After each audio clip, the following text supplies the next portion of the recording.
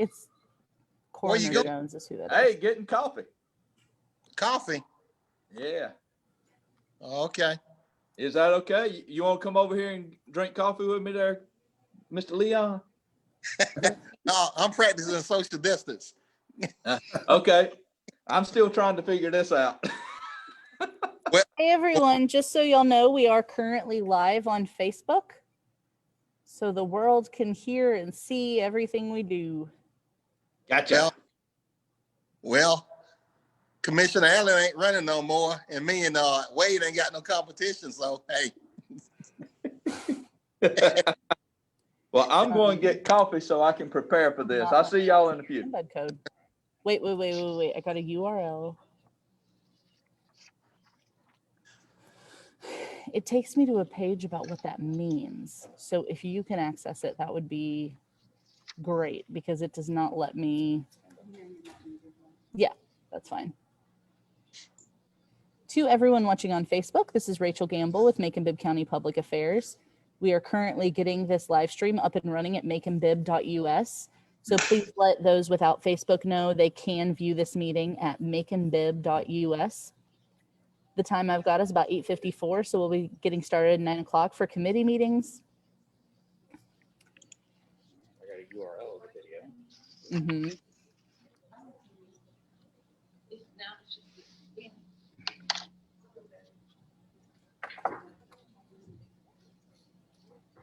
I found it. There's a button to get code. Yep. Okay. You got it? I think so. It's what instructions? That's what I keep getting.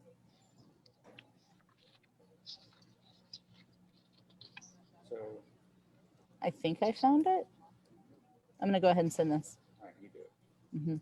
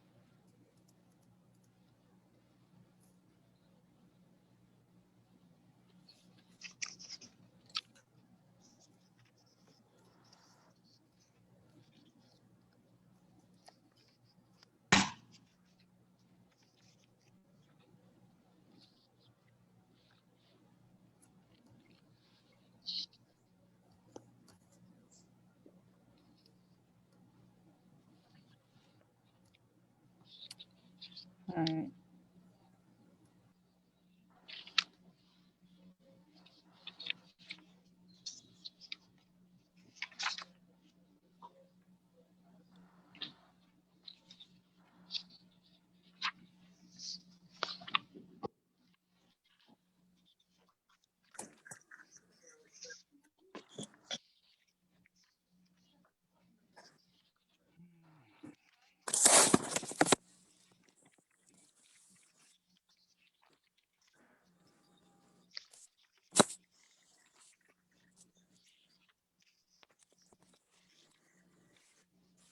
If you just joined and your name is titled as iPad, can you please let me know who you are so I can adjust it? Yes, I'm Carl Hofstetter. Perfect. I will rename you from my end. Just so you know, and everyone else watching knows, we are live on Facebook right now. We're working on getting up and running on our website.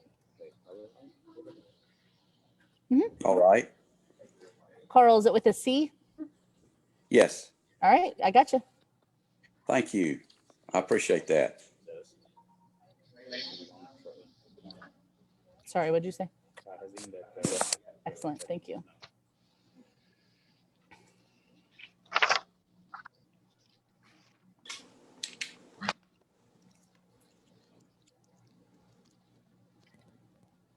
So I showed up as iPad, huh? I've been called worse. Yeah, we get all sorts of names. A lot of people don't realize that sometimes it will automatically name you based on your device rather than what you're logged in as. But thankfully, we can change that. All righty. Okay. All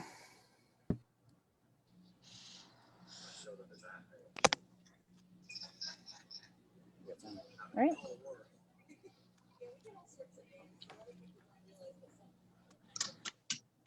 All right, so one more reminder for everyone watching on Facebook. If you know people without Facebook who want to watch, they can go to Macon-Bibb.us on our website. We are streaming live. Mr. Mayor, I see we've got about a minute or two. Whenever you're ready, we are good to go.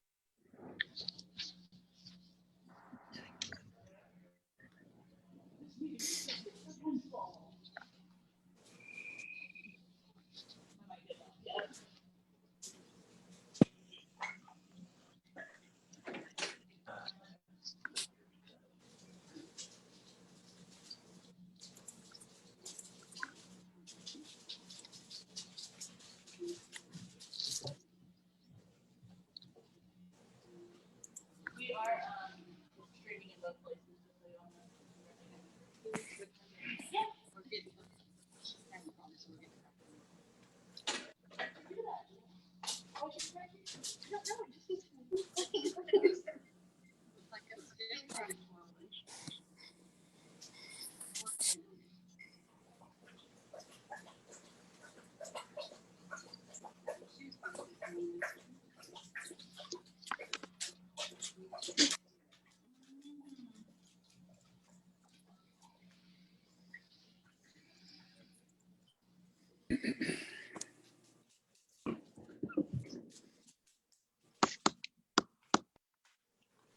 Hey, this is Rachel Gamble with Macon-Bibb Public Affairs, testing the audio.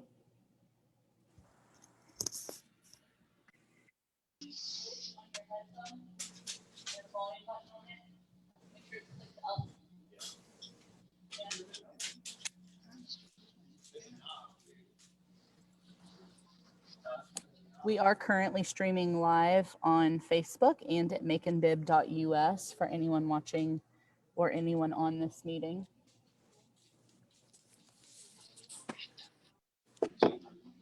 We ready? Almost. Let me help him real quick. I was going to say the check button on your Zoom might help.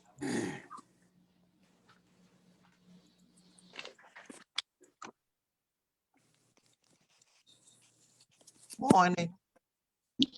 Good morning. Morning. How are you, Commissioner Lucas? I'm good. How are you all? Doing well, thank you.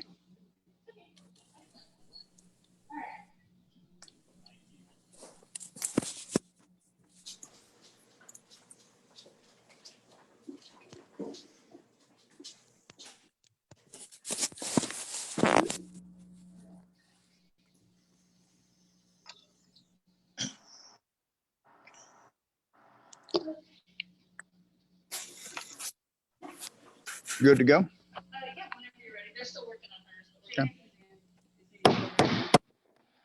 Okay. Good morning, ladies and gentlemen. I'd like to call this meeting to order, this meeting for the commission committee meetings of September the 8th.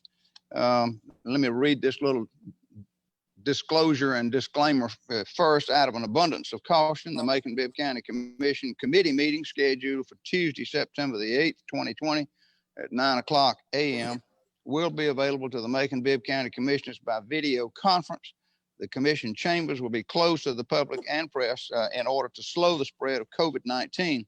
Therefore, the public and press may only access the meeting simultaneously online at www.maconbibb.us or www.facebook.com/Macon-Bibb County.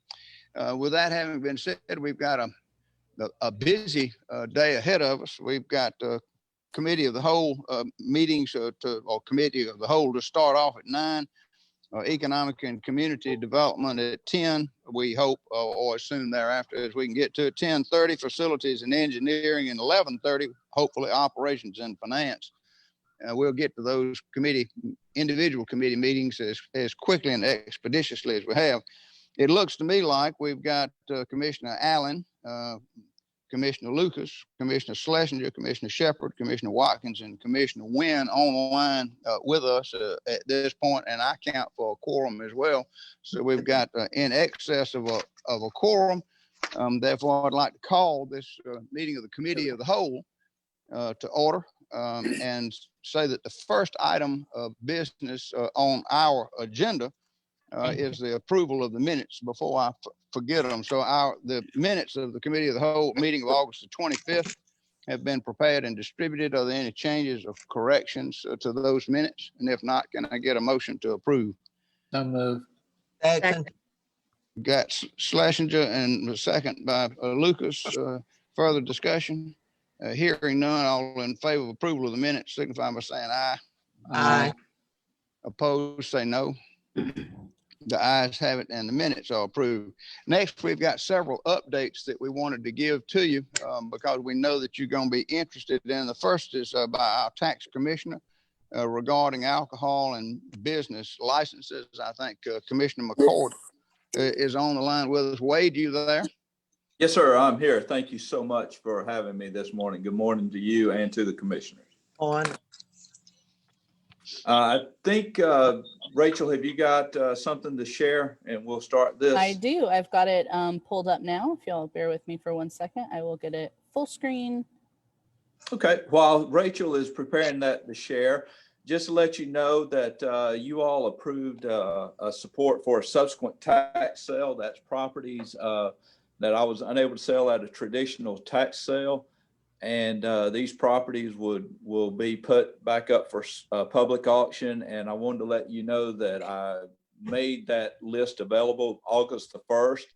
And as of right now, I have over 200 of the 700 properties in the pipeline to go through the judicial in-rem process, which means at the end of the day, when someone makes their final bid for the property, the highest bidder would be getting a limited warranty deed within 5 days of the confirmation of their payment. So that is huge, huge news with the blight process. So hearing that, just to give you an update on what's going on with business and alcohol licensing transition. Next slide, please. You all approved this, and what our goals that we wanted to do was to streamline the process. We wanted to gain efficiencies through technology. As you can read on here, we wanted to offer the taxpayers or our customers more convenient application processes and payment processes. And by doing so, we've gone forward basically since July 1st. And during that time frame, we will start we've gone through everything we need to go through to get everything ready. You'll be hearing more of that later on when Michael McNeil, the county attorney, brings forward some resolution changes, just clean up, if you will, for the code. And we will start looking at initial and renewal applications for alcohol license beginning October 1st of 2020. And then we will assume full responsibility for initial and renewal of applications for general business licenses beginning January 1st of 2021. So in a few short months, we're going to be able to do that. Next slide, please. We've had some challenges. One is our current vendor, Tyler Technologies, which has a county-wide solution to a lot of different processes for the county, software-wise. in no uncertain terms, they refused to integrate with our payment processor. In other words, they did not want to work with us to go for online applications and online payments. It took them about 6.5 to 7 weeks to finally give us a confirmation that they would not work with us, which was really disheartening. During this time, we found that there's many inconsistencies with system use and processing has resulted in questionable data. End result, as far as we can see, is that we've produced, as of last week, an unpaid renewal report of 3,150 delinquent records for a total of 1.3 million. You might as well say 1.4 million if you round. So that's where we are right now. Next slide, please. The company, what we're going to be looking at is fixing the fingerprinting process. This process right now, in the midst of COVID-19, requires people who are renewing or getting alcohol license to go to the sheriff's department. They will basically book an appointment, go over there, do fingerprint searches. A member of the staff would then have to go over there, pick those up, bring them back, and it's a very labor intensive process, if you will. So what we're looking at doing is making that using more today's technology and making it a digital process. The sheriff is supporting this. We still will have him as a backup, but this will actually give the applicant more flexibility in getting their fingerprints done. And as I told you earlier, we're looking at updating the language to the code, which Mr. McNeil will be bringing forth a little later on in your meetings today, that shows general language updates to make sure it's consistent and shows where state law updates and aligns with state law where applicable. Honestly, because of us not being able to work with, with Tyler Technologies refusing to work with us, we're going to need a funding of $30,000 for this software to come online. Dr. Moffitt will be bringing that up to you in the next committee meeting as he needs to, so we can go forward with it. Next slide, please. So the company that we're going to go with is called System Automation. Really quick, they're in many states across the United States. They have hundreds of licensing at the state level, different departments and different agencies throughout the United States. Right now, for their programs and their software, they have over 30 million users. That's how powerful this company is, and we've been able to leverage our relationship with this company, and they were willing to come in and help us out. And so with that being said, the big things about this is that this company is offering us an online solution for initial and renewal application via any mobile device. This is huge. More people are going away from computers and laptops and sticking with smartphones and mobile devices. So this is going to be huge for them. Allows customers to upload supplemental documents and photos, which right now is all done by delivery into the office. It still allows for the paper application option because we don't want to discourage any taxpayer from applying for a business license. And the whole program is intuitive to where it basically walks customers through and helps them out with each phase of their licensing process as they go through to do the applications online. And I think that does cover all of those parts that I wanted to talk about this morning, and I am open for your questions. Mr. Mayor. Thank you very much, Wade. I got a couple of questions. Commissioner Wynn, got you first. Thank you, Wade. That was a good explanation. So this new company, if we go with System Automation, how long would it take us to get up and running with them? And second question, because I want to back up to something else about the properties that are being bid on.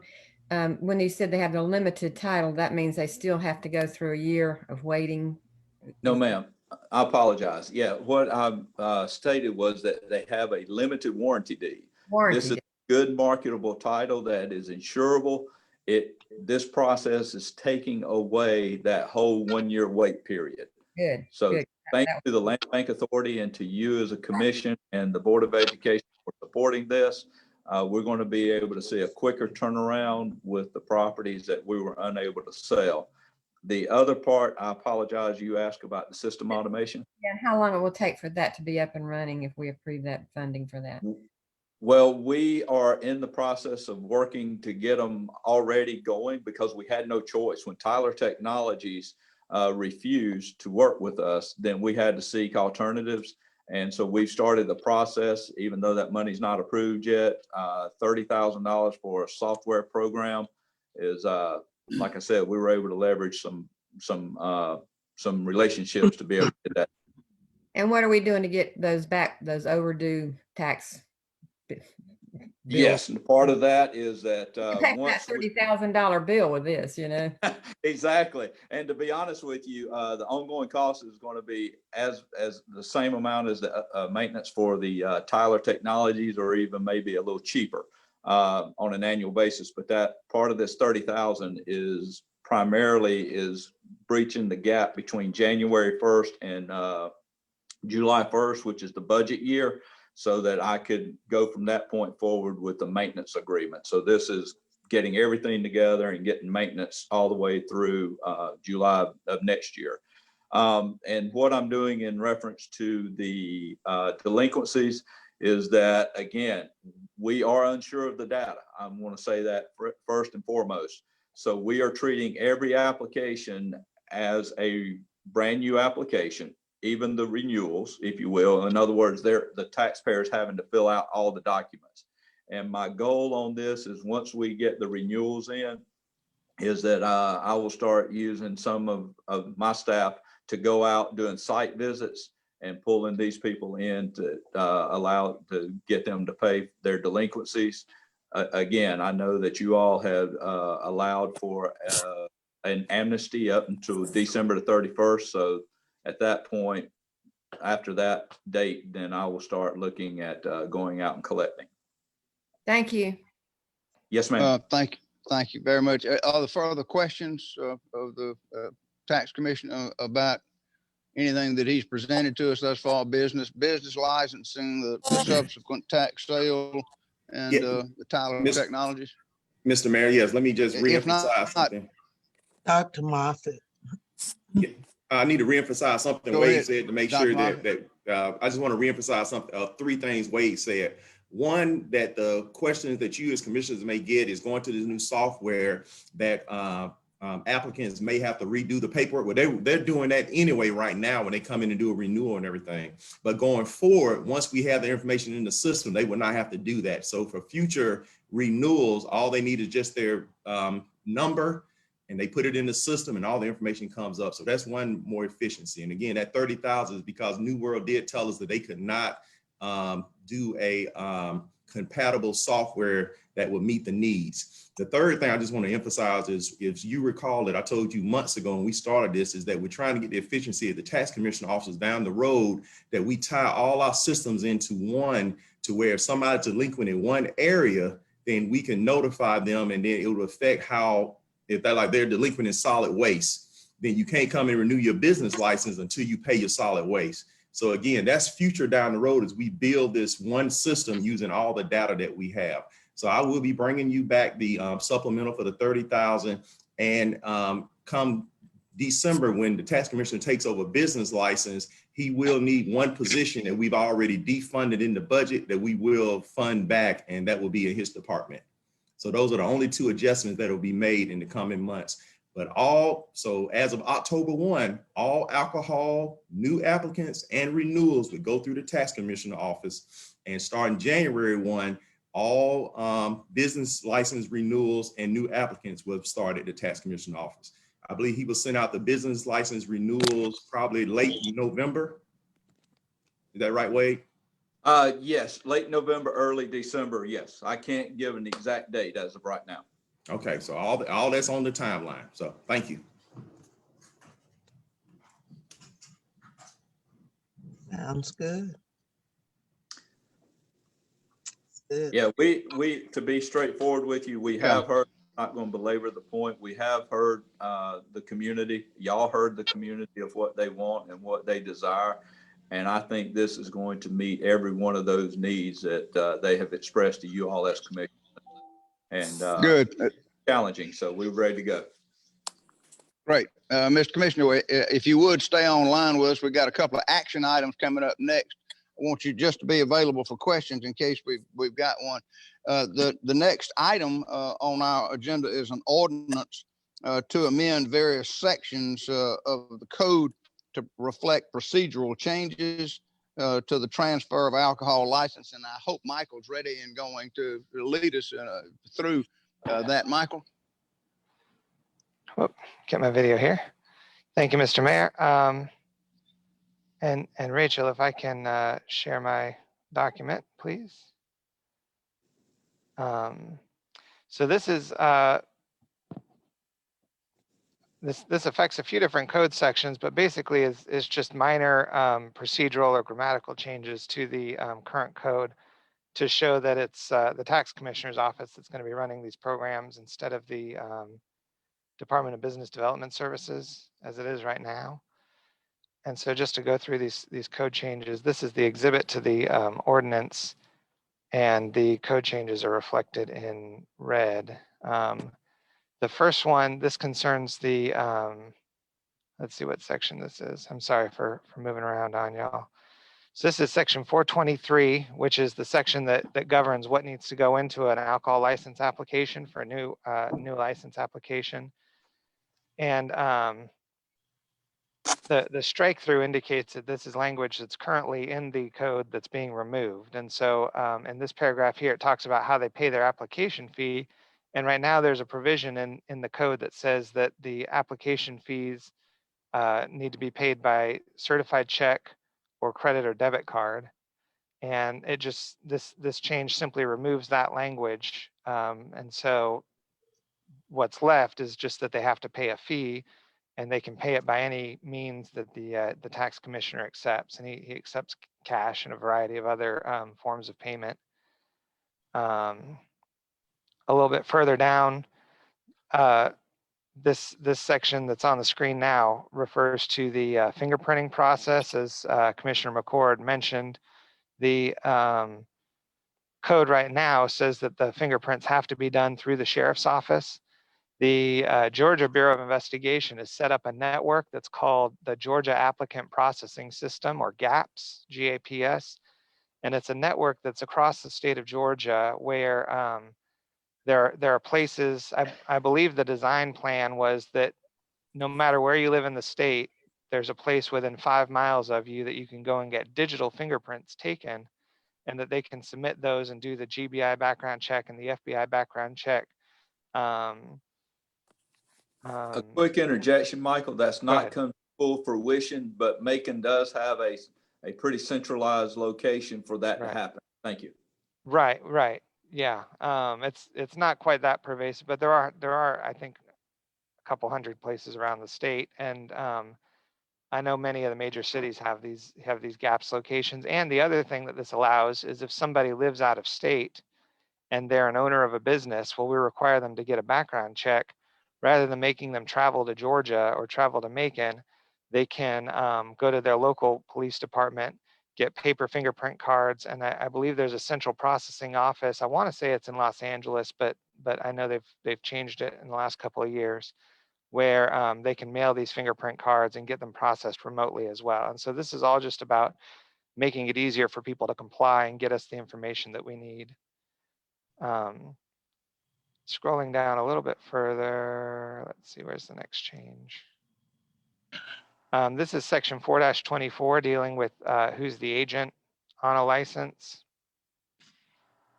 And again, there's a change just saying that the fingerprints do not have to be taken at the Bibb County Sheriff's Office. You'll see that strike through. So they just have to be fingerprinted, and it can be any authorized fingerprint source. Coming down to section 4-215, this is for alcoholic beverage catering licenses. And there's a reference in there to paying by certified check for the license fee. And so we just changed the reference to a certified check to just saying you have to pay the whole thing when you apply for the license. Again, Section, just making it easier for the taxpayer. right. Section 4-217 about special event permits. Another reference to certified check payments there in paragraph B and paragraph C. Going on to chapter 7, which is our business regulations chapter of our code.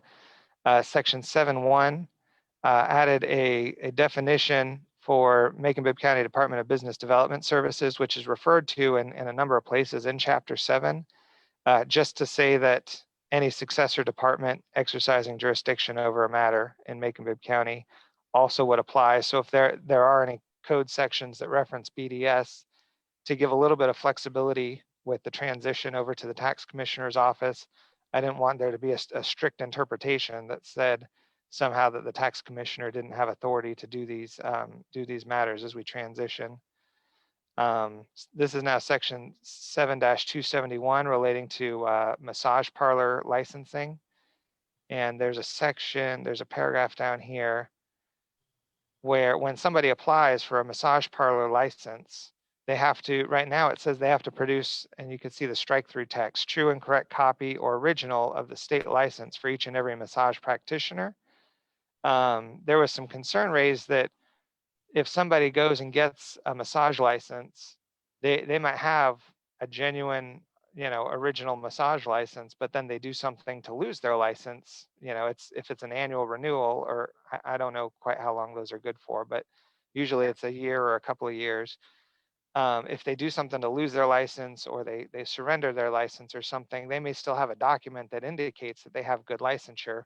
And so rather than relying on that original document, which may be outdated, we tell them, go get a professional license verification from within the last 30 days, which is literally just a matter of pulling up the Georgia Secretary of State website. They have a license verification website, and you just print off the form from that website to show that they're still in good standing.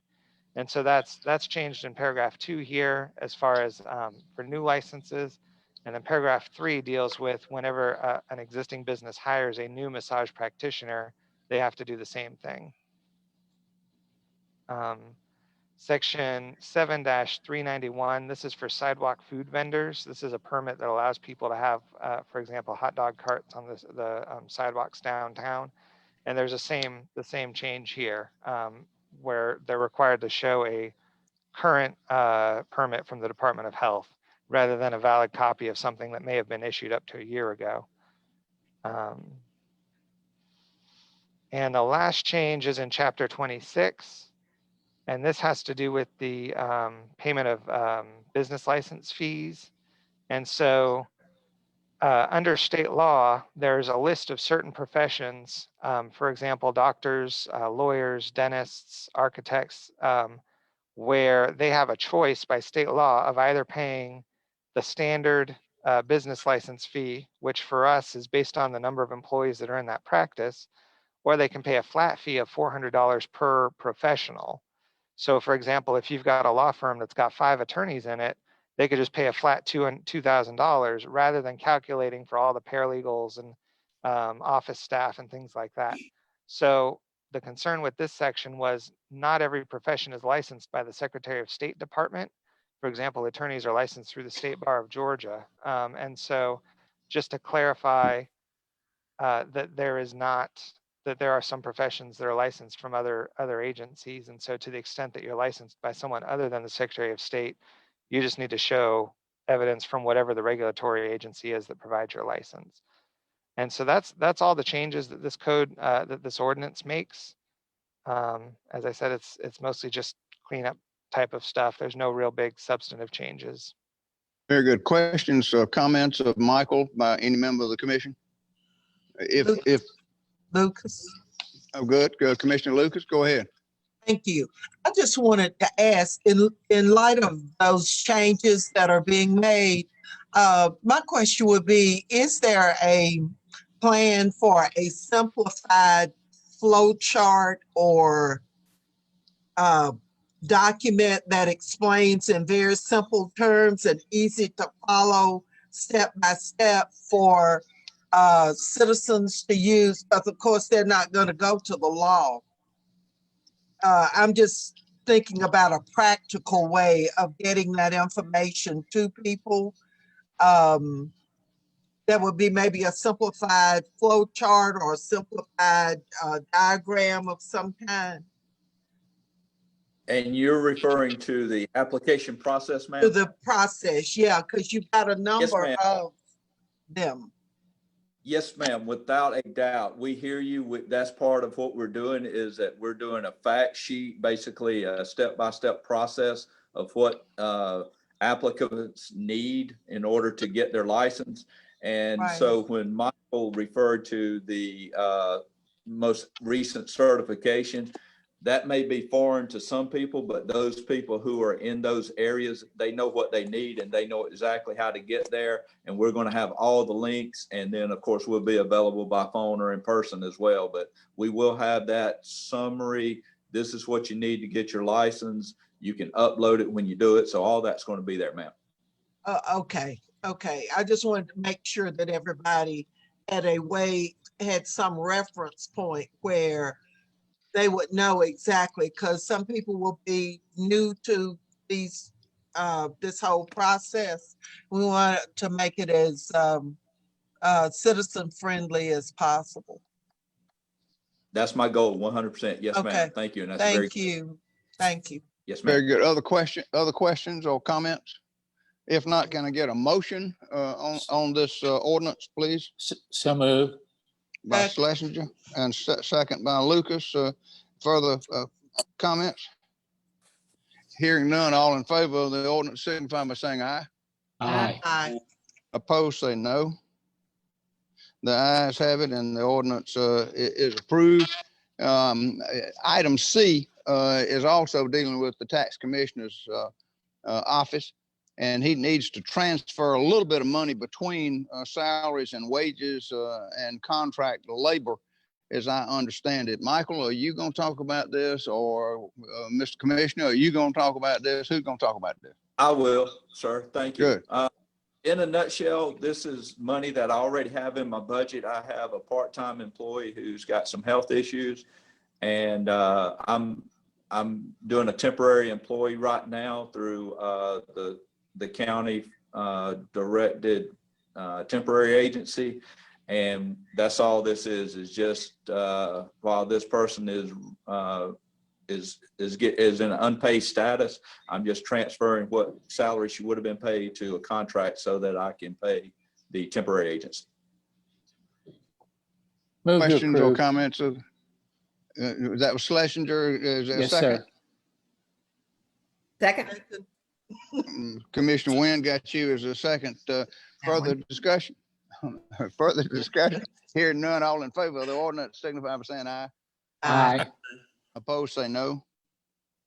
The ayes have it, and the ordinance is approved. Next, y'all in for a real treat, but this is a serious issue for a lot of people, and I'll let the coroner tell you, but it deals with the closure of the medical examiner's office here in Macon. Oh, And our coroner, Leon Jones, is on the line with us at my request.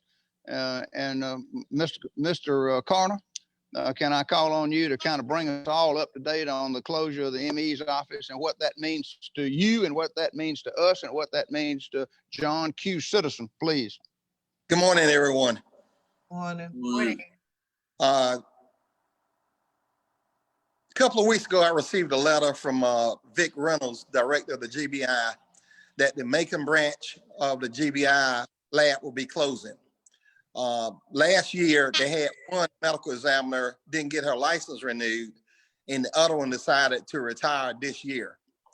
They've been looking for a qualified candidate last year and were unable to find qualified applicants.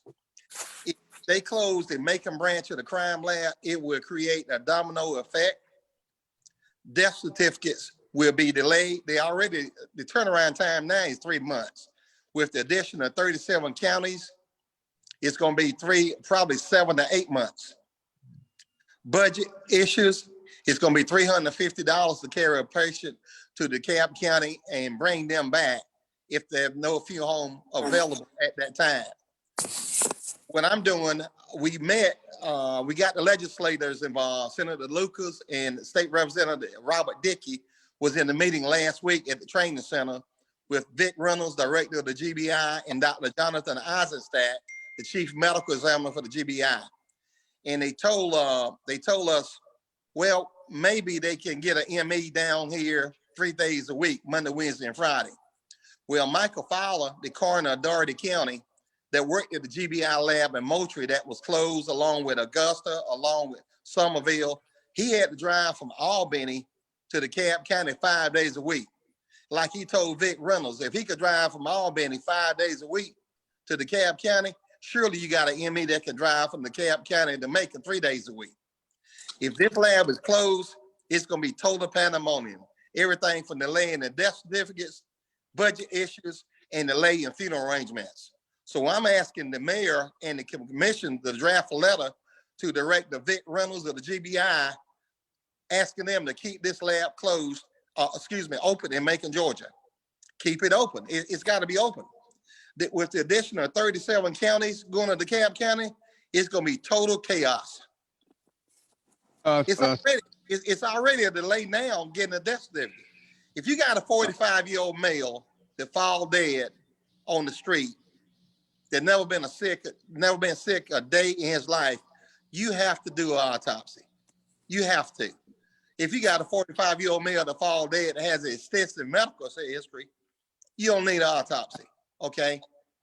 Unless it's something suspicious, okay? When I took over office in 2005, we eliminated a lot of unnecessary autopsies that was done under previous administration. We don't do an autopsy unless you have to do one. Having said that, if you have a self-inflicted gunshot wound, you have an entrance and no exit, you have to do an autopsy. I was told a long time ago, you never bury anybody with a projectile, anybody. If you have a self-inflicted gunshot wound, that you have an entrance and exit, nothing suspicious, the coroner and the investigators on the same page, no autopsy is warranted. But you have to follow the letter of the law.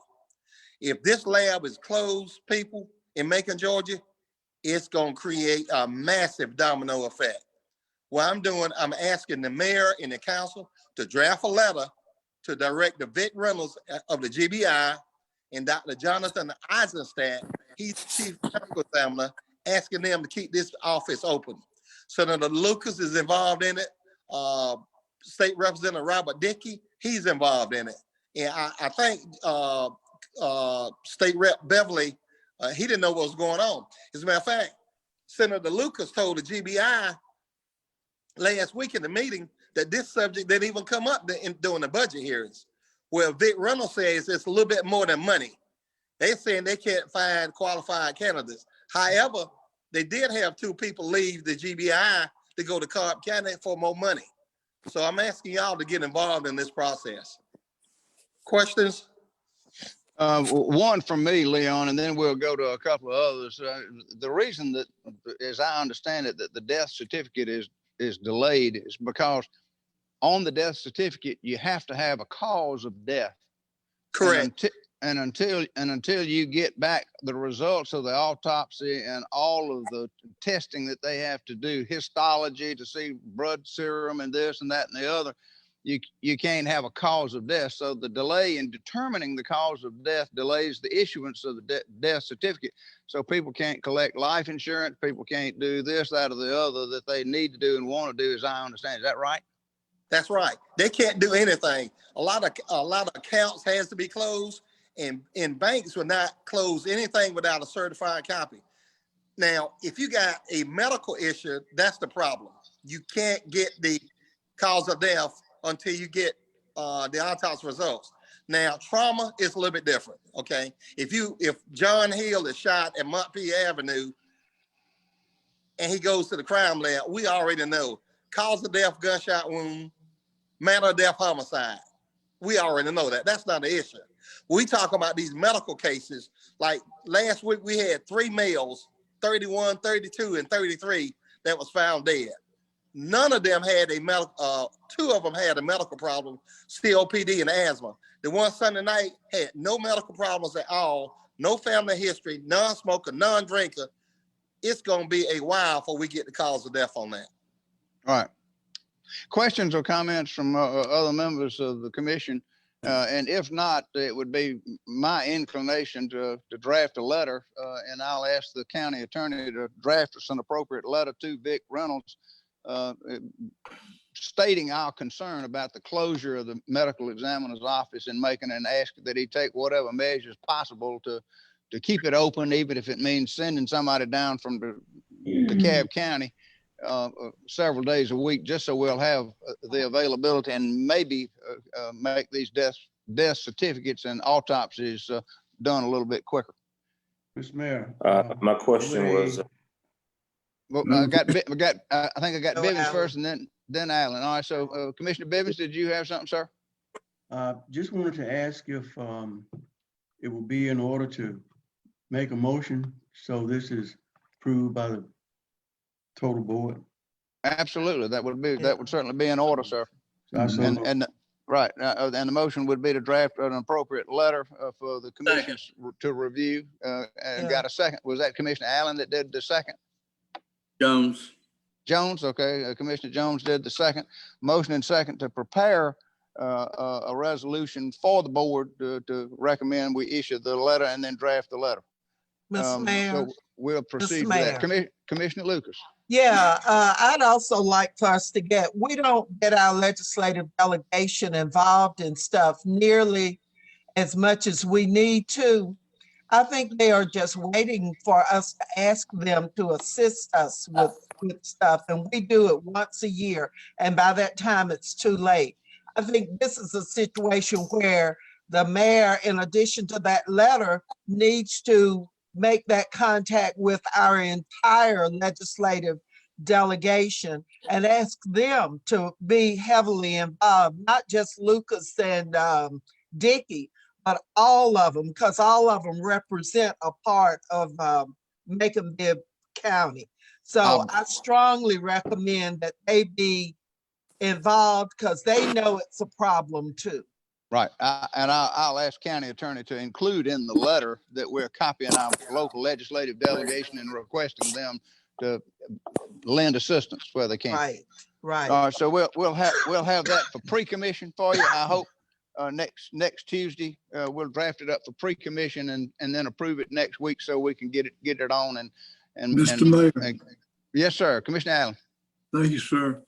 Mr. Mayor, back in the 90s, I don't know if you remember this or not. I know Bert probably does. We had a problem at the crime lab of having a doctor of sorts. Leon, I don't know if you remember that or not. It all came down to money. It seems like, again, it might be coming down to money. Are we going to talk to them about that? Because if it's money, that's going to be probably an issue also. But that's what the problem was. We had a female that was going to come down back in the 90s, and because we would not pay a certain amount, she decided not to. Right. Commissioner, Yeah. Mr. Mayor. Mr. Mayor. Yes, sir. Go ahead. Let me address the issue. Commissioner Allen, from what Director Vic Reynolds told us last week, that it's a combination of money and qualified candidates.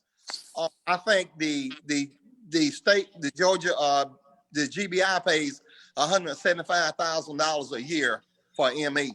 Vic Reynolds told us last week that it's a combination of money and qualified candidates. However, they did have 2 people leave the GBI to go to Cobb County for more money. Okay, but he said last week they cannot find qualified applicants in the beginning to take the job. The only applicants they found, they have 2 applicants, and one of them is under investigation by the FBI, so that ruled that one out. And the other one, we just don't know. All right. Well, Mr. Coroner, it could be that they need to increase the salary of the ME. Maybe they have to do that to attract qualified candidates. I don't know, but that's Commissioner Allen. I would say that that's a state issue. To my knowledge, Macon-Bibb County doesn't contribute to the to the state salary paid to the ME. Do they, Commissioner, Mr. Carter? No, sir. I don't believe we do. No, sir. No, Right. but my comment was basically that we need to push them to make sure if it is a money issue, that our state legislators do get involved and they move that salary up, because that's a very tedious job that they do. Good. And we can't stand back on this and lose, because there's a lot of the counties relying on what Bibb County does. That's good. Very good. All right. You're absolutely right, man. I'm gonna tell you. I can tell you right now. I'm speaking to the coroners and the Georgia Coroner Association, and I understand that the closure did not happen on the Vic Reynolds and Eisenstadt. It happened on the Vernon Keenan and Dr. Chris Ferry. But every lab in Georgia that was closed, it never reopened. If they close this lab, ladies and gentlemen, and Macon, Georgia, it would never reopen. Somerville, Augusta, Moultrie, Columbus, every lab that was closed, it never reopened. Right. All right. Thank you very much. I think we got it. We'll draft the resolution. No, I have one more question, sir. Okay, Commissioner White. So couple things, Coroner Jones. I was curious about what is the current interim status. I assume somebody's manning the Macon office now. What are the qualifications that are a concern for the state?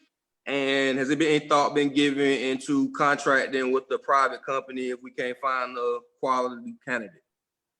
From what Director Reynolds told us, that the 29th, Mr. Mayor, do you have the letter that I sent you? Mr. Mayor. Not in a format that I can pull up and share the screen with. Commissioner Watkins, I think the 29th of this month will be the last day autopsy will be done in the Macon branch. I sent a letter, emailed a letter to Mr. Mayor. I should have mailed it to all councilmen. I apologize. But it's my understanding that the September 29th will be the last day that autopsy will be done in Macon, Georgia. So if they haven't found a replacement by the 29th, it's over?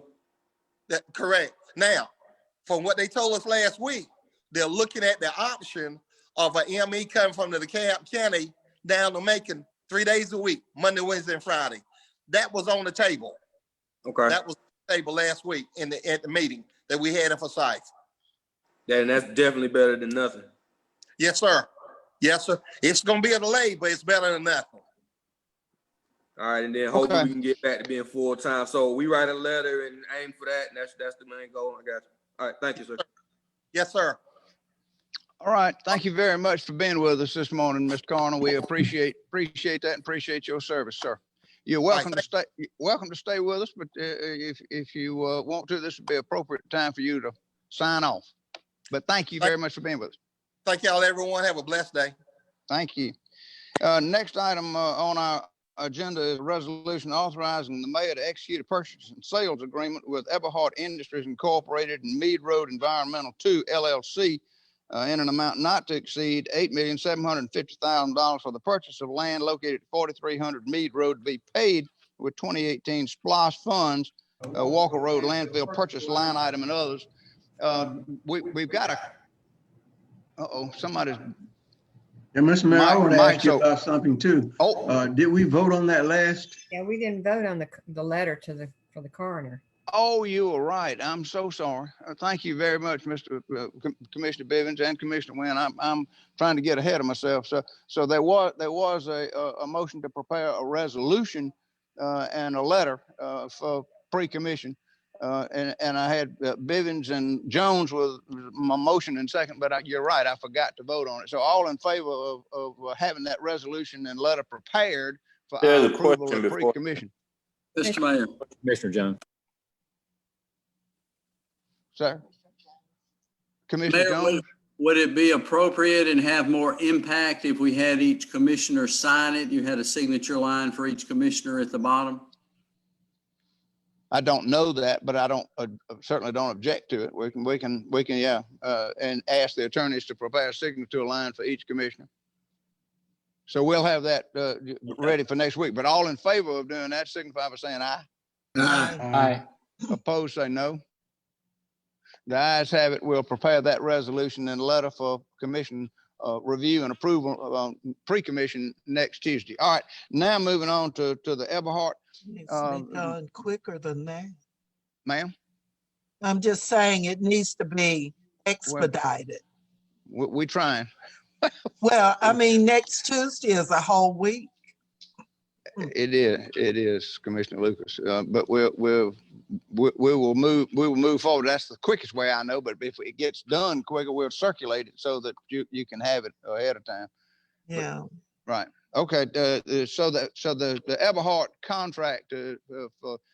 Let me give you a big picture, and then I'll turn it over to Michael for a brief comment or two, and then we have Carl Hofstetter on the phone as well, and he's going to help us with some information. So let me give you the big picture. We've talked about this a couple of times in the past. The big picture is this: we are under an obligation to close the Walker Road landfill. That will require that we procure dirt of a certain quality, dealing with its compaction rate and porosity, but it's a clay type substance, and we got to put about 18 inches of clay over the entire 120-acre landfill site. And then we've got to come behind that and put 6 inches of topsoil on top of the 18-inch cap of clay that would sustain grass and that kind of thing. Then we have to kind of monitor and maintain it. We have to get started on that in the very near future, because even though we have about 1.5 years of life expectancy, 2 years of life expectancy left in the landfill, we're under pressure by EPD to get it closed, and it's hopelessly inefficient in its operation now. So with that as background, we put out an RFP, number one, for dirt. And number two, we put out an RFP for a C&D landfill, construction and demolition debris landfill. And number three, we put out an RFP for a location for a transfer station. Our idea is that we use the transfer station to maintain control of our solid waste stream, so that we have some protection going forward in the future about falling victim and not being able to compete or have our solid waste transferred to a different place. So the transfer station would be for MSW, municipal solid waste. That means you can direct that it be transported to Twiggs County, to the Wolf Creek landfill, or transported to Houston County for their Houston County landfill, or over to Reynolds, Georgia, and Butler, I think Taylor County, there's a Taylor County landfill, or up to Griffin. So you've got a multitude of options then, and you don't fall victim to just one carrier. So that's the part of it for municipal solid waste. The C&D landfill, there's been some discussion about why we need or whether we need a C&D landfill. But I'm of the impression that we owe it to our citizens to have a C&D landfill, if we can site one in Bibb County, so that they can carry debris from construction projects and demolition. We can carry houses that we tear down as part of the blight initiative. When we tear that down, we can carry it and dispose of it in a cost-effective and cost-efficient way. The results came back from the RFP that Eberhard offered us a combination and bid on both the clay and the soil types of an appropriate type and amount, as well as a C&D landfill. And the two kind of go together, that if you dig the clay out, you're beginning to make a hole that you can expand on and create a C&D landfill, and you get your clay at the same time, that you can transport a fairly short distance from Meade Road over to the Walker Road landfill. So that was kind of the result of the procurement process, and we entered into negotiations with Eberhard and they have been protracted. We've been talking to them for, I bet, 6 months or so. And we have kind of gone back and forth on the different ways. We wanted just to buy the dirt, and Everhart was not willing just to sell the dirt to us. It has complications. However, he's more than happy for us to take the dirt to start with, if we agree to buy the remainder for the landfill value. So what we did was we got some cost estimate and approximation of what the dirt would cost. And therefore, when we close this transaction, there'll be basically a $3 million down payment. The $3 million down payment then transfers title to the land to Macon-Bibb County.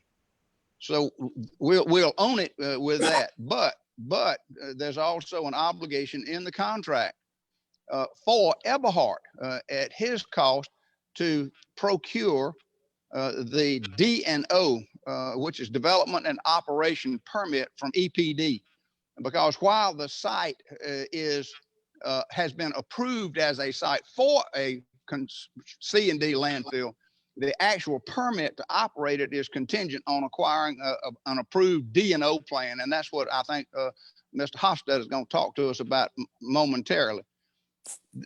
Once they get the D&O plan done, that will determine the amount of disposal space available in this site once it is completed. So the amount of disposal space, cubic yards of disposal space, carries a price tag under our negotiations of $1.75 per cubic yard. And Mr. Hofstadter estimates that he's going to have, I think, I'll let Mr. Hofstadter tell you how many cubic yards, but you multiply that by this $1.75. But there's a cap that the total cannot exceed the $3 million down payment, and this amount that we're paying for the D&O plan can't exceed the original asking price of $8,750,000. So that's a maximum price not to exceed. I don't care how many cubic yards of disposal space there. And the final part of this, before I turn it over to Michael for some additional comments, and then to Carl, the final part of this is, in order for us to start mining the dirt off of this site, we have to have a surface mining permit approved by EPD.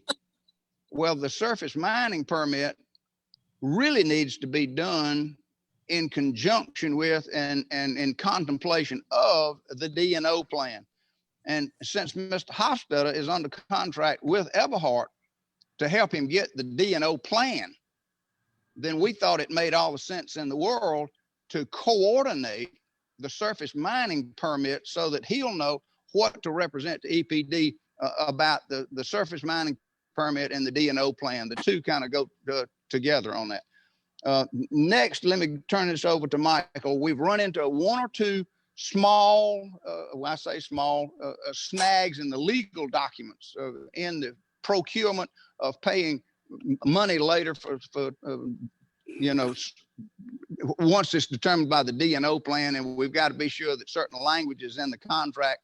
So we're working with the attorneys for Everhart to see if we can get the final contract language. So there is nothing for you to vote on today. This is another update until we get the final contract language finalized between the attorneys.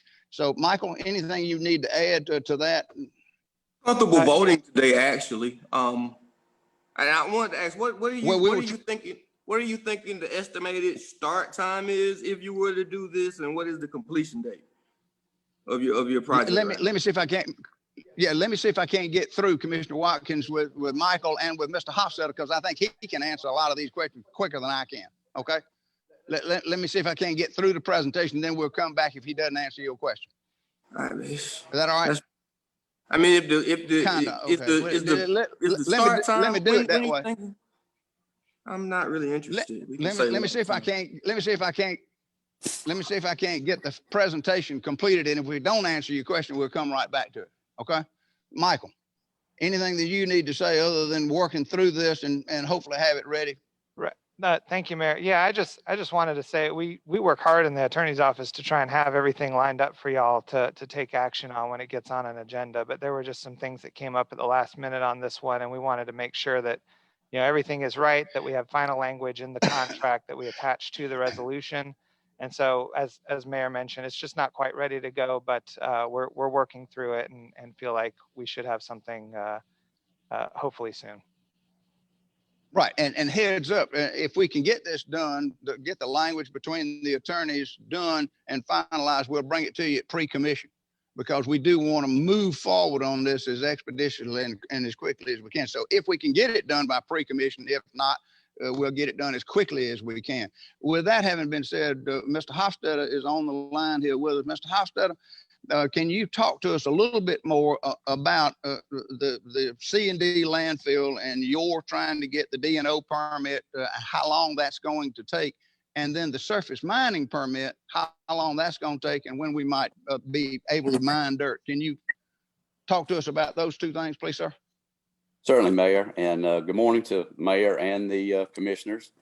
As far as the D&O plan is concerned, that's the design and operation plan.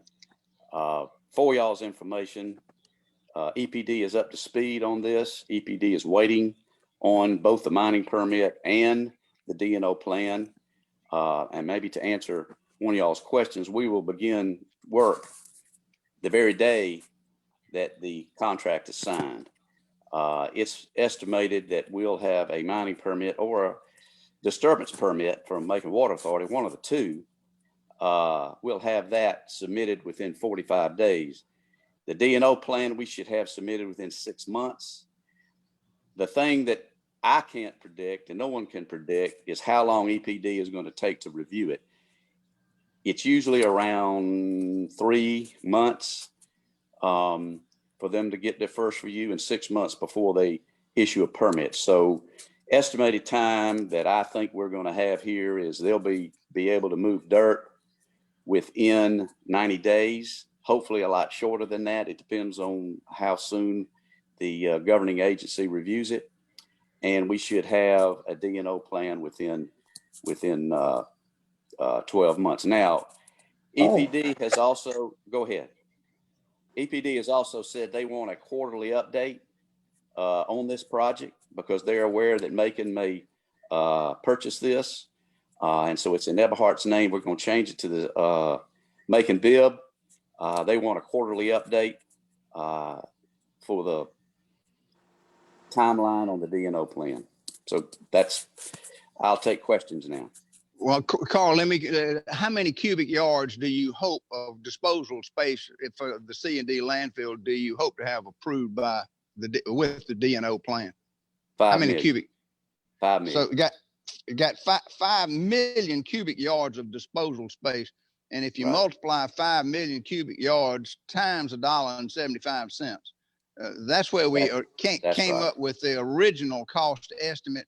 So we're subtracting from that the $3 million that we're paying to start mining the dirt and taking the dirt away, the value of the dirt. But the real value of the property is in the disposal space and the number of cubic yards of licensed disposal space for C&D. And the last thing I'll say is that I really think and hope that we can make a convenience center at this location for the residents of Macon-Bibb County and others, residents to be able to come and offload and dump yard debris, yard clippings, limbs, trees, debris, cleaning out my garage or this or that, or the construction, so on and so forth. Have a convenience center as opposed to having a lot of the illegal dumping that's going on. Plus, I really think that there's an opportunity for us when private contractors do demolition and look to dispose of debris, we can charge them for disposing of the debris at this C&D landfill. I've had a couple of commissioners say that they had some concerns about our operating. We have a kind of a bad history of operating landfills and citations and this, that, or the other. And I've said, I think there's a lot of difference between the the Walker Road landfill and the vertical permits that have caused us all the problems, as opposed to a properly operated C&D landfill. But we can look into the operation and how to best operate the C&D landfill, either by outsourcing or doing it in-house, whichever one we decide we want to do. But I think that having the option of a C&D landfill for our citizens is critical, especially as for blight. So with that, Commissioner Watkins, have we answered any of your questions, or do you have some additional questions for us? So it sounded like 90 days before we can move dirt, DOD 12 months at best, Again, I have concerns. I think this is way too much money. I think there are better options. I've asked a few times to review the other RFPs that came in. I don't think I've seen that yet. You're convinced and wanting to rush this. Again, I'm not convinced that this is the best deal. It's buying the dirt, but I've also still got to haul it. We don't own trucks to haul stuff, so there's that cost. And again, I know, I've heard anecdotally that some of the other bids took all of that into consideration when it came to the dirt. So I have that issue. I don't understand why we're rushing. I also on the concept of the transfer station not being able to take construction material. I don't understand that. I don't want to build a C&D and manage a C&D landfill for the next 100 years. I don't want to do that, especially if we're going to build a transfer station anyway that can take all manners of trash. And that's my understanding. No one has told me that a transfer station cannot be designed to take all manners of trash. I want to explore that option more before I get into this. And I don't know why you're trying to rush this down our throat on pre-commission. I've said these things several times. I yield. Well, let me respond, if I may. Number one is that if you want to use a transfer station to transfer your C&D material, then you're right. That's where you are going to have to come up with a trucking company to haul your C&D material for you out of county. And then when you get to AC, that's true. Let me finish, please, sir. Let me finish. So if you haul your C&D material to a different, in another county, a C&D landfill, then you're going to have to pay a tipping fee. And the tipping fee at a C&D landfill is pretty significant, but it is less than MSW, because MSW, municipal solid waste, putrefies and rots and this, that, or the other. And MSW has to be covered every day with 6 inches of topsoil. That's a MSW. If you take it to a C&D landfill, because it doesn't rot and putrefy, you only have to cover it once every 30 days. So the cost of operating a C&D landfill is less. And what you don't want to do is take your combination of C&D and MSW all in one to an MSW landfill, because you're going to be paying a much higher tipping fee to dump the total tonnage that you don't need to pay if you had it separated and take the C&D to a C&D landfill. But if you had your own C&D landfill, then not only would you not have to pay the tipping fee for blighted houses that are estimated, kind of just rough back of the envelope, 15 tons per house for a small blighted house that you tear down. 15 tons times the tipping fee of $35 a ton gets to be an awful lot of money that you would not have to pay if you were operating your own C&D landfill and could dispose of it here. So and the MSW part, we are contemplating the transfer station for MSW only, and we're currently under contract with Advanced Disposal. And I think that contract has about 4 years to run. And what they do is they take it, because in the collection trucks that go around through the neighborhood, they drive those trucks 13 miles over into Twiggs County and dump them and then come back and continue the route. But that's the advanced model. And while we've got a contract with them, I don't want us to be in the position of not having a MSW landfill ourselves, because we're closing Walker Road and not having the option of taking it somewhere else with the transfer station. If I But may, I did think we could. I just wanted to make sure you didn't misspeak. I thought I heard you say that the cost to transport C&D material was less than MSW materials. I just want to make sure I didn't hear you misspeak. Not to transport it. I think transportation cost goes by the ton, but the tipping fee would be where the difference is. And if you don't have to put C&D, you don't want to pay to put it in an MSW landfill. So you're saying the tipping fees of C&D is more or less than MSW? Which one is the higher one? Less. But MSW is higher because they have to cover it with 6 inches of dirt every day.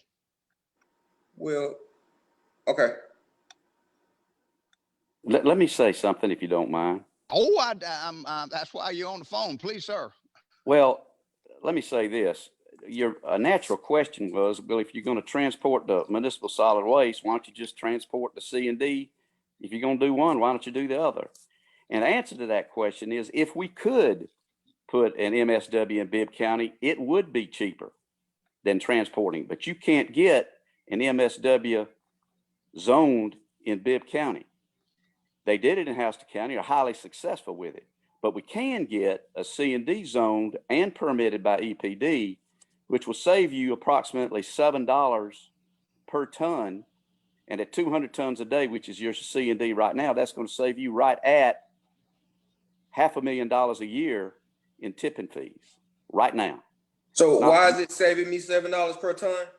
Because it's cheaper to build and operate a C&D than it is an MS&W.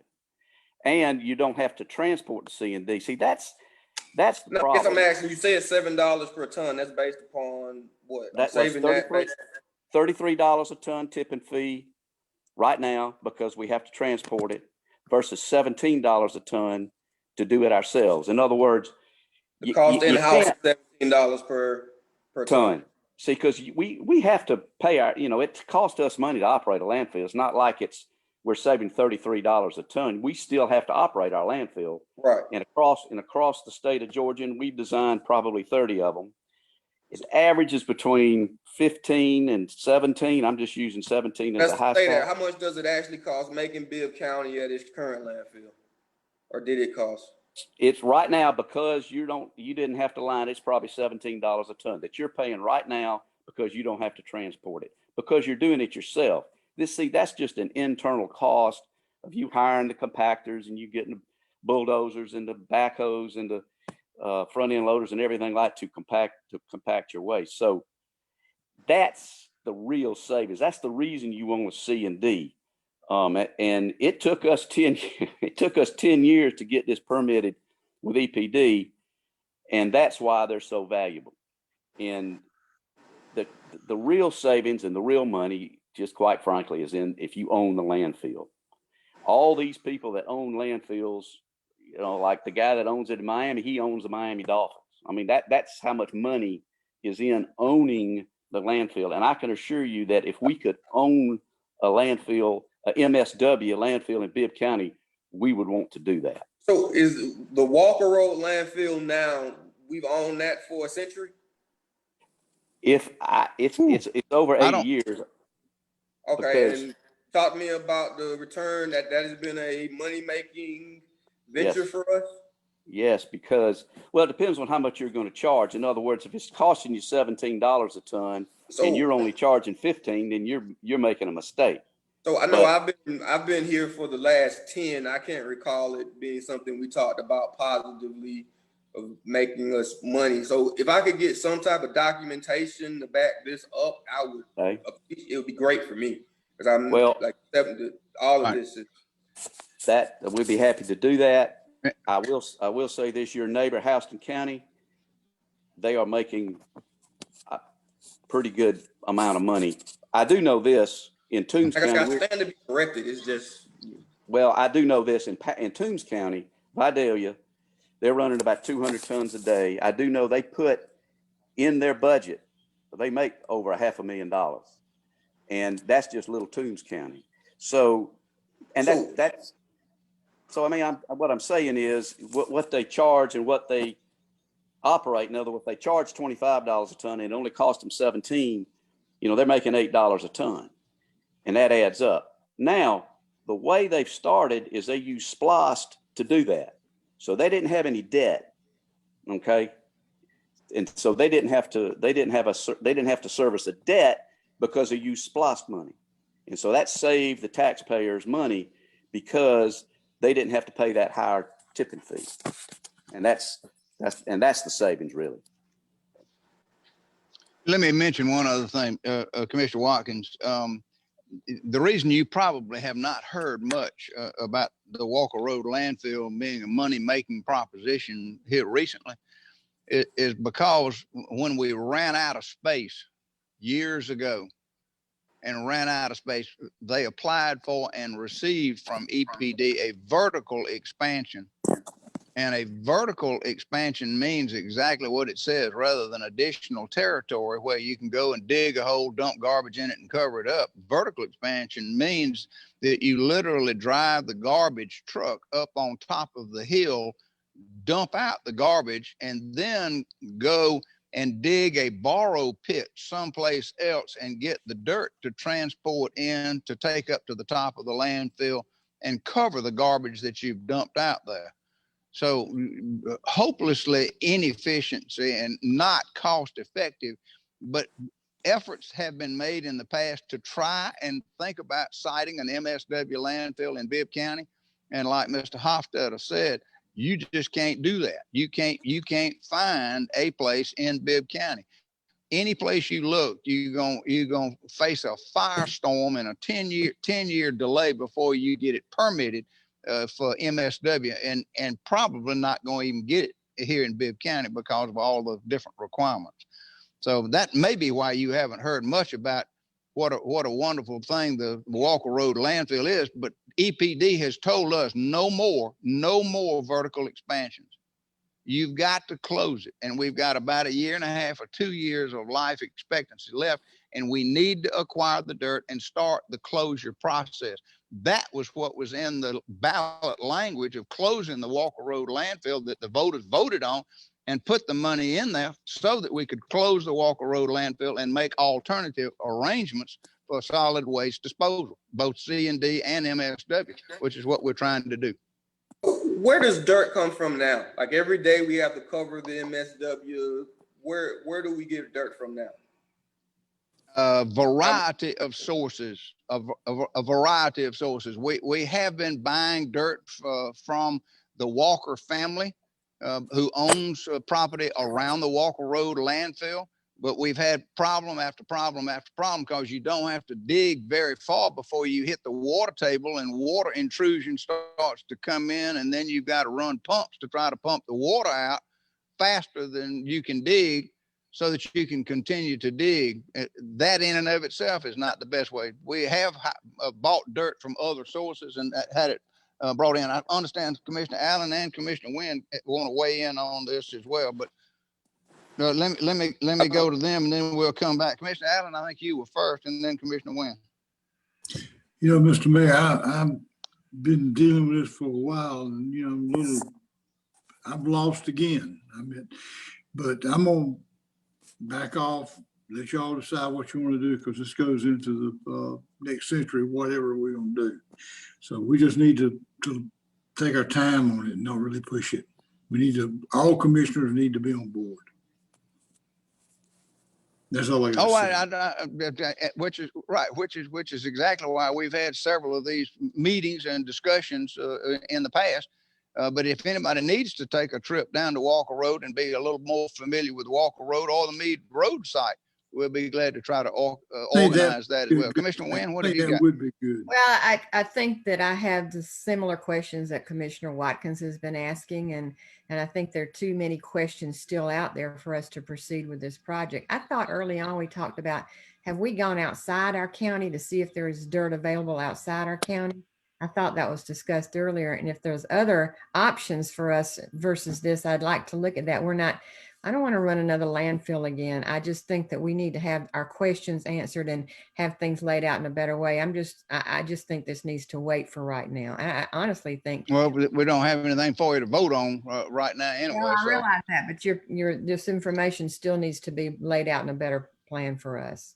Okay, I'll certainly try to do that, but better as well. And what I'll tentatively, Mayor Pro Tem, that's you? Yes, sir. I will say this. I've heard words like rush, we're moving too fast. You know, to be honest, we have been talking about this since 2018. I think what may be new is just the actual site that we've been looking at a different site. But before the SPLOST was passed, it had to be listed in 2018 SPLOST that we needed to close the landfill. And I think, so when we're saying that we're rushing something, I don't know what we're rushing because we've been discussing it since 2018. I think what a lot of folks may be hearing for the first time is sites, and we've discussed many sites that we've been interested in from East Macon to South Macon. And so let's just be clear on when you're saying that, you know, we're rushing something and you're hearing it for the first time. I would really like to hear when y'all are saying that, what do you mean we're hearing something for the first time? Because I think we're sitting here with a actual purchase that we can go ahead and buy and move forward. And there are going to be those that understand that we do need to move forward with the landfill. And there's been the consistency of those that have not supported moving forward with the landfill. So, but let's not, you know, say to anybody that this is new.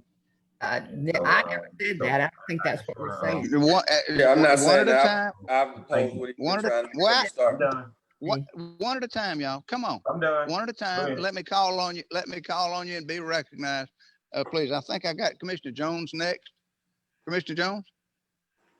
Yes, sir. I'm certainly open to the concept. You know, what's new is it's an evolving story. It's a developing story because now we have I think that starts in January of next year, the 5-year contract with ADS. And then they have a 2-year option on that. And so I think what we need to do is we need to have more details and have a cost benefit analysis. That is, we're comparing the pluses and the minuses. Exactly. And I've talked to Carl, and he's enlightened me some on this, but I've got some more people to talk to. So we just need more details as to, okay, if we didn't do it, what's it going to cost us? If we do it, what's it going to cost us? Because we still have, my understanding is we still have a 30-year commitment on Walker landfill. That is to maintain it 30 years after we close it.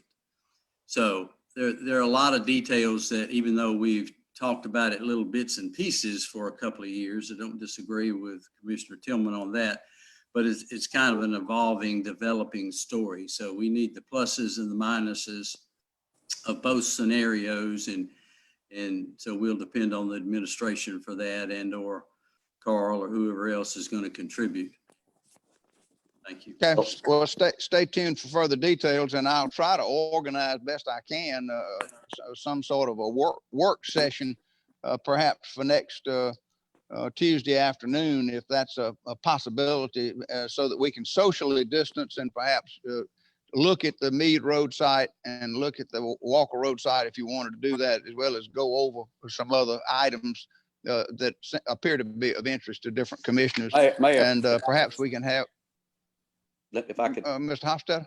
I don't mean to interrupt, but, you know, Valor, to answer your question, I think an exhaustive search was made for some other dirt of this quantity. In other words, you got a whole 120 acres there that you're going to have to cover. And this site has that dirt. And compared to the site that Republic offered, the savings is in the trucking, because this site is so close to the Walker landfill. And to answer the other questions, I think a good thing to do is we've already made all those analysis, and we can put it in a form that you can give out to every commissioner, and they can see it in black and white and decide for themselves, whether they want to do it or not. So we have done, to answer y'all's questions, we've done an analysis if, how much it's going to cost you if you do a C&D and how much it's going to cost you if you don't. So we'll be happy to provide All right, those. so That's what we right, need. Carl, if you can, Carl, make arrangements to be with us next Tuesday afternoon. We'll have a work session, and hopefully we'll be able to have something where we can socially distance and maybe visit, or at least have a maps and all that we can look at that would answer some of these questions. So y'all stay tuned. We'll try to get it to them so they can look at it beforehand. I don't want to give it to them and them sitting there trying to look at it while they're looking on. Right. Thank you for that. And remind me, Mr. Hofstetter, you're with our Public Works Department, or? No. Well, I probably should be, but I have Hofstetter Associates. We're consulting engineers. And so, as I mentioned, we do the engineering work for about 40 cities and counties. Like we do, a lot of landfills for different cities and water plants and all this kind of stuff. So that's what we are. We're just consulting engineers located on Arkwright Road. Okay. Yeah. But in this case, he's a consulting engineer hired by Everhart to get the permit and the DNO plan. So this is the man that's trying to get the DNO plan for Everhart and maximize the value of it for Everhart in the total number of disposable acres or cubic yards of disposable space. Okay. That's fair enough. All right, so more information to come from Hofstetter, and we'll try to have something set up for next Tuesday afternoon. Moving on, the next I'm item going to on sign our off agenda now, is change financial. Thank you. Right. Carl. Okay. Thank you, Carl. Sure. Change to financial policy. Bye-bye.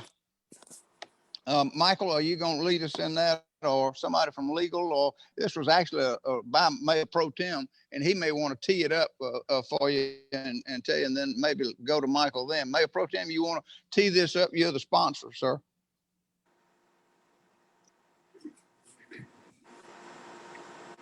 Mayor Pro Tem? I said I was multitasking. Say again, sir. Yeah, on this one right here, Mr. Mayor, I want to move to table this one or take it off the agenda for now and come back later in the year to have a discussion on it. Are you removing it or tabling it? I want to remove it off the agenda at this time and bring it back later to give more input. Go ahead. At the request of the sponsor, I'll postpone this for 2 weeks, and we'll see where we are in the meantime. And then if we want to put it back on the agenda in 2 weeks, we can, or whatever. So I'll just postpone it if that's okay with everybody. That'd be fine. Okay. So that item is postponed at the request of the sponsor. Next, we've got an ordinance that is sponsored by Commissioner Bivens that would, as I understand it, prohibit any item of business from being assigned to the committee of the whole, and would require instead that it be assigned to one of the other 4 standing committees. But Commissioner Bivens, let me call on you to talk about your proposal, your ordinance proposal, and what you're trying to accomplish. Well, the committee of the whole is something we use at Bibb County. It was operated different than this. At Bibb County, if there was something that was not included in the agenda that needed to be taken up, the board would vote on whether or not we were going to take it up on the committee of the whole at that time. From time to time, there have been people who would say, well, this ought to be on a particular committee rather than being on the committee of the whole. And so the idea of this is things can still be put on the committee of the whole, but they would be put on with the permission of the board on a time-by-time basis. Otherwise, they would go to whatever committee they needed to be assigned to. Second. I'm sorry, that was a second by Commissioner Watkins? Yes, sir. Is that right?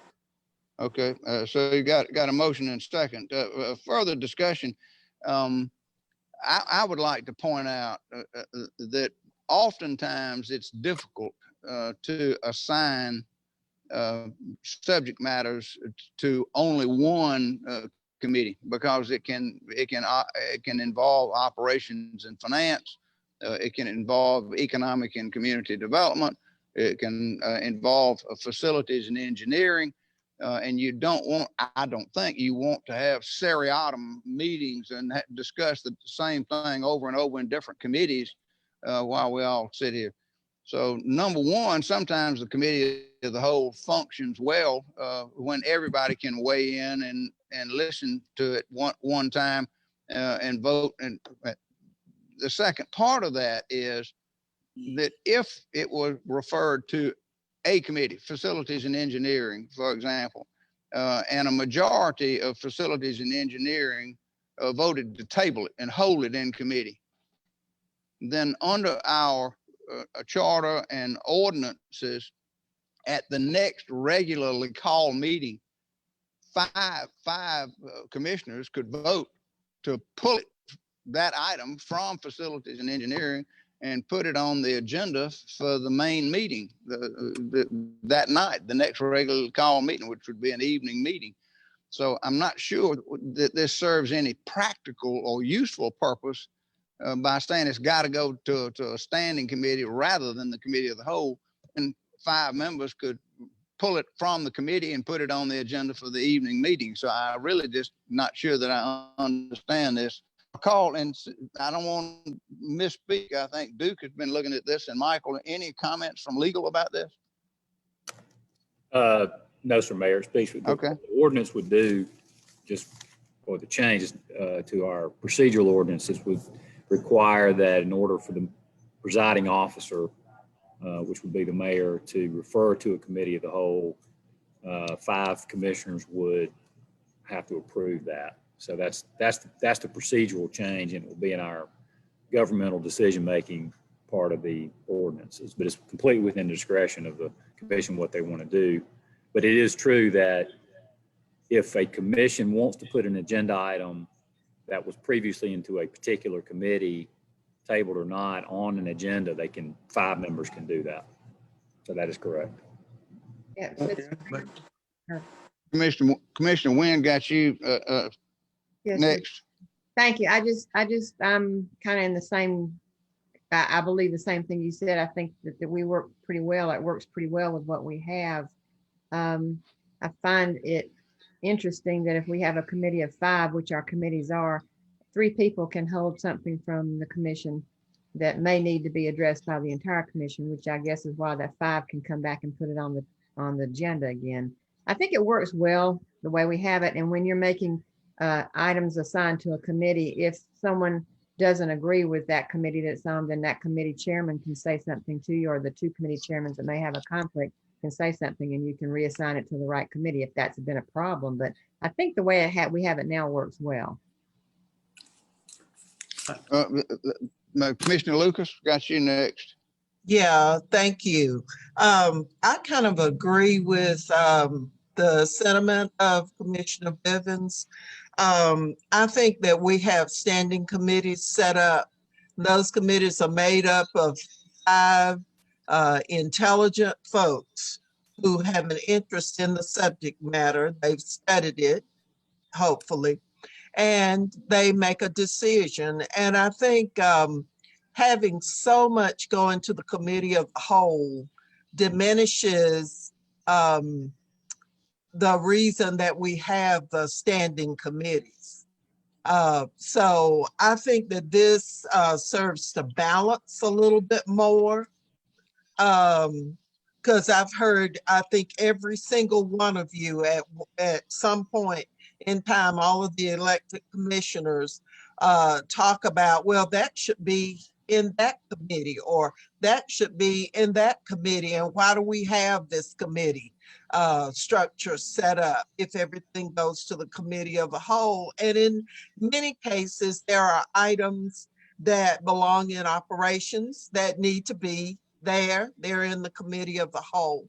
So I just think that it brings about a little bit more balance. And so I'm going to support this. And whether it passes or not, I think we need to think about a number of things that we need to change in that charter that all of us know would create more of a balance, because our charter is not a balanced document. And it really, from a practical standpoint, it is totally out of balance, and we all know that. And so I just think we need to start looking at some things, and this is a good time when we are shifting from one administration to another to look at some things without any personalities. It's not casting anything at any mayor or anything, but there is an imbalance in our charter, and this may help us a little bit. So I'm going to support it. Commissioner Bivens, got you next, sir. Yeah, Mr. Bivens, Mr. Mayor, this is not designed. Get your cup of coffee, Bert. Yeah, I know. Got one here. I need to drink it. This is not designed to keep things from going to the committee of the whole. But as you said a few minutes ago, there are things that can present some kind of conflict, like going from one committee to another one because it has some relationships. Those kind of things being pointed out, my experience with the county was that when those kind of things were pointed out, there was no problem with the board agreeing that it should go, that it should be on the committee of the whole. But if there's no explanation for why it's on the committee of the whole, then it should go to whatever committee it normally should be assigned to. And again, sometimes things can come up and there's an urgency, but those kind of things pointed out to the board, and then the board makes a decision. And I think in most instances in the past that they were left on the committee of the whole, but it wasn't an automatic thing. I mean, the board would make that decision. Well, Commissioner Jones got you, then I'll have a comment as well. Yes, sir. I can recall possibly 2 or 3 times in 7 years that maybe armchair quarterbacking, well, I thought that should have gone in this committee instead of that committee, but the committee of the whole I really like better, and I don't see any problems with what we've had in the past, and I think you've done a good job of putting appropriate matter in the committee of the whole. So I like it. So far, it's worked real good, and we've been doing it for almost 7 years. Thank you, Commissioner Jones. And Commissioner Bivens kind of touched on this, but it is not easy to balance trying to efficiently conduct business. If a lot of times when we come in, we like to read and refer things at a nighttime meeting, and kind of gives the public some awareness that we're reading it and referring it. Then it goes to committee, and then another week goes by before it gets to the regular full commission meeting again. And from just a efficiency standpoint, assigning things to committee of the whole can move it more expeditiously. Everybody has input into it. It's not an effort or attempt to slight any committee and to put things in. But the ultimate outcome, and that's what we all have to remember, the ultimate outcome is that the full commission has to vote on anything, whether it goes through a committee or committee of the whole. So the whole commission got to vote on it. I think it would keep it efficient and expeditious as far as setting the agenda is concerned, if I were able to set the agenda and refer some items as appropriate to committee of the whole rather than an individual committee. So I would ask you, if you're undecided, don't vote yes on this. Instead, vote no with all due respect to Commissioner Bivens. Vote no on this and leave the system. If it ain't broke, don't try to fix it. And it ain't broke, if you ask me. We're set up as a strong mayor form of government, and I've certainly tried to incorporate decisions by the entire commission and not act like a rogue or wild horse maverick mayor. So I think we need to keep it the way it is. So that's my 2 cents worth. Is there anybody else that wants to be heard on this? It's not about you, Mr. Mayor. It's about the system, not Well, about you. No, it's not. It's not about me personally, Right. but it is So, about a but strong you mayor made form it of government. personal. And It's that, not and that's about what, you. and that, no, it's not. It's not about me, but it is about a strong mayor form of government. And that's what the charter gave us. And while some disagree with that, it being wise, it's worked well for 7 years. So I would say leave it alone. Is there further discussion about this? Hearing none, then those in favor of the ordinance to prohibit the mayor from referring anything to the committee of the whole without 5 commissioners would vote yes. If you oppose that, you would vote no. I think I'm going to have trouble on a voice vote, so I'll ask for a roll call vote and ask the clerk to call the roll and take the vote for us. Thank you, Mr. Mayor. Commissioner Allen, how do you vote? No. Commissioner Bivens, how do you vote? Yes. Commissioner Jones, how do you vote? No. Commissioner Lucas, how do you vote? Yes. I'm not keeping up with this. I'm sorry. You got to give them enough. 2-2. Huh? It's 2-2. It's 2-2. Commissioner Schlesinger, how do you vote? Yes. Commissioner Shepard, how do you vote? No. Commissioner Tillman, how do you vote? Yes. Commissioner Watkins, how do you vote? Yes. Commissioner Wynn, how do you vote? No. So what do we have? 5-4? 5-4, yes, sir. It passes. 5 to 4. The ordinance is approved. That then will take us to the next item on the agenda, which is executive session. Mr. Mayor, what's the what's the effective date of that ordinance? Which ordinance? The one that we just passed. I don't think. On your signature. Yes. Right. Well, just go ahead. I'm sorry. Didn't mean to interrupt. Do you plan to, do you have veto on that? I have the ability to veto it, and I intend to at this point. Okay, I thought so. Nothing personal. She took it personally. It's not No, personal. it's not personal. It's just a matter of, never mind. But that's neither here nor there. I need to go into executive session for a variety of reasons. I need to go into executive session for consultation with the county attorney or other legal counsel to discuss pending or potential litigation, settlement, claims, administrative proceedings, and other judicial actions brought or to be brought against Macon-Bibb County and any officer or employee which the county may or officer or employee may be directly involved as provided in OCGA 50-14-2 and authorizing negotiations to purchase, dispose of, lease property as provided, and also personnel. I've got a personnel item to go. Somebody needs to mute. No, somebody. I'm getting a Probably you, Michael, will do. Want y'all in the okay. same room? Okay, so I need a motion to go in for all 3 reasons: litigation, acquisition or disposal of land, and personnel. Can I get a motion to do that? So moved. Got motion by Lucas and second by Allen. It wasn't me. Oh, I'm sorry. Yeah. I guess I sound like a gentleman today. Yeah, it was me. It was Schlesinger? Yes, sir. Y'all don't sound And alike. Allen was my second. All right now. Okay, so all in favor of going into executive session for those 3 purposes signify by saying aye. Aye. Aye. Opposed, say no. The ayes have it.